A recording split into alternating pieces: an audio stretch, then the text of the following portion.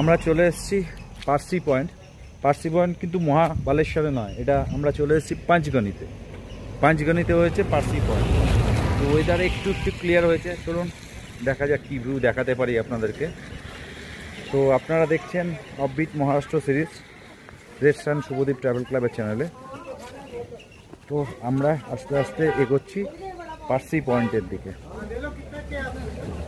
তো আমরা একটা কথা জানিয়ে রাখি, ক্যামেরা কিন্তু আজকে আমার প্রচণ্ড ডিস্টার্ব করছে। তো চেষ্টা করছি, খুব টেকনিক্যালি প্রবলেম দিচ্ছে, তাও চেষ্টা করছি যতটা সম্ভব আপনাদেরকে দেখানোর, কারণ আপনাদের জন্যই আশা। আগামী দিনে যারা ঘুরতে আসবেন মহাবালেশ্বর, পাঁচগণি কিংবা মাথেরান, তাদের জন্যই এই ব্লগ। তো আমি ক্যামেরাটা ঘোরাচ্ছি, এবার খুব সুন্দর ভিউ দেখতে পাচ্ছি। দেখুন খুব সুন্দর একটা ভিউ পাঁচগণির পার্সি পয়েন্ট থেকে। আর এখানে ফটো তোলার জন্য বিভিন্ন আর্টিফিশিয়াল স্পট রয়েছে, যেখানে দাঁড়িয়ে আপনি ফটোগ্রাফি করতে পারবেন, রিল বানাতে পারবেন, সমস্ত কিছু।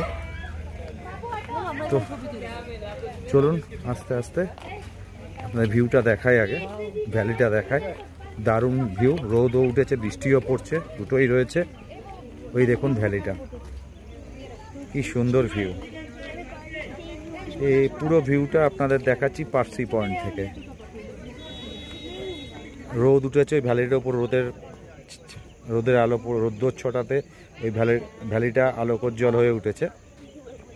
আর ওদিকে লেকটা দেখুন, এক অপূর্ব দৃশ্যের সাক্ষী হয়ে রইলাম আমরা এবং সঙ্গে আপনারা। তো আমরা রয়েছি পার্সি পয়েন্টে, যেটা পাঁচগণিতে অবস্থিত। মহাবালেশ্বর থেকে 10 থেকে 15 কিলোমিটার ডিস্টেন্সের মধ্যে পাঁচগণি পড়ে। তো এই পাঁচগণি পার্সি পয়েন্টে এই ভিউ আপনাদের জন্য রইল। কেমন লাগলো অবশ্যই লাইক, শেয়ার, কমেন্ট করবেন, অবশ্যই জানাবেন। ওই দূরের পাহাড়গুলোও দেখা যাচ্ছে যেহেতু ওয়েদার ক্লিয়ার। আর এইখানে আপনার বিভিন্ন খাওয়ার স্টল ফল রয়েছে, আপনি খেতেও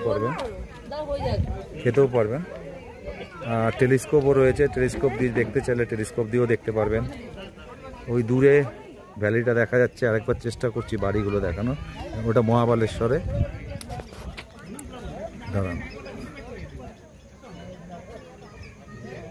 এই যে দেখতে পাচ্ছেন এই দূরে পাহাড়ের ওপর বাড়িগুলো, এটা মহাবালেশ্বর। আর এই দিকটা যেটা আমরা দেখছি নিচে দেখাচ্ছি, দেখুন নিচে, এটা হচ্ছে আমরা পাঁচগণিতে রয়েছে নিচের ভ্যালিটা। আরেকবার দেখিয়ে দিলাম।